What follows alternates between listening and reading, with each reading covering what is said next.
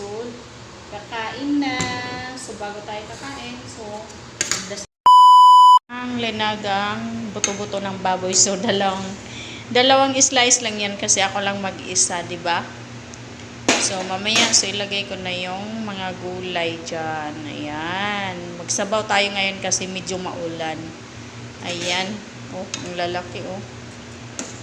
2 piraso lang. Kasi siyempre, ako lang mag-isa. Luto ng ating ulam. So, kakain na.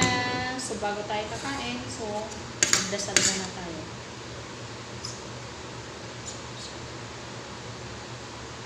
So, tara na. Kain na. Wow, ang sarap ng ano natin. So, malunggay lang linagay ko dito.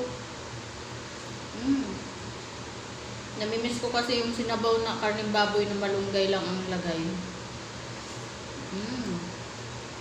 Ang isa ho, malunggay. Sarap.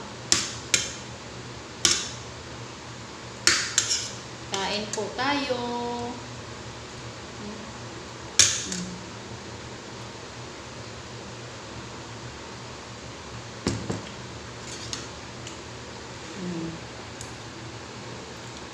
Sarap ang ating ulam with malunggay.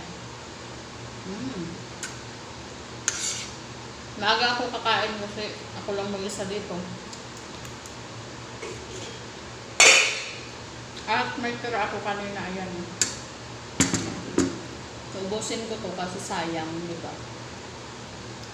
Kain! Sarap ulam natin with malunggay, oh.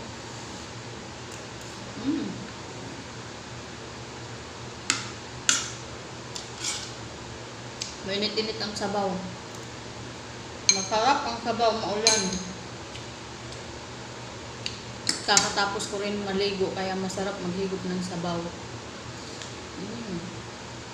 Sarap. Kailangan ko huyupin kasi mainit. Sarap kong malunggay. Paborito ko ito eh. Masustansya.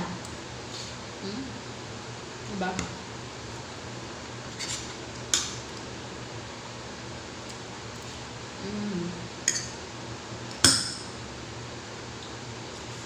Init. Kain kayo dyan. Masarap ang ulam natin ngayon. Sinabaw. Kain.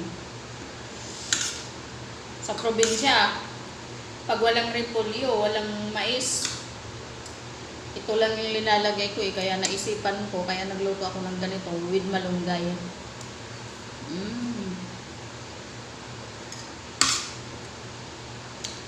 Paborito ko kasi malunggay. Kaya ayun.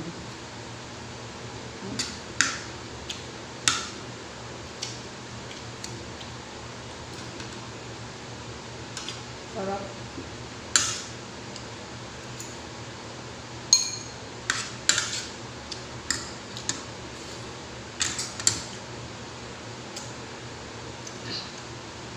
So, yun lang mga Lodi. So, maraming salamat sa walang sawang panonood at sa walang sawang suporta. God bless all. Bye!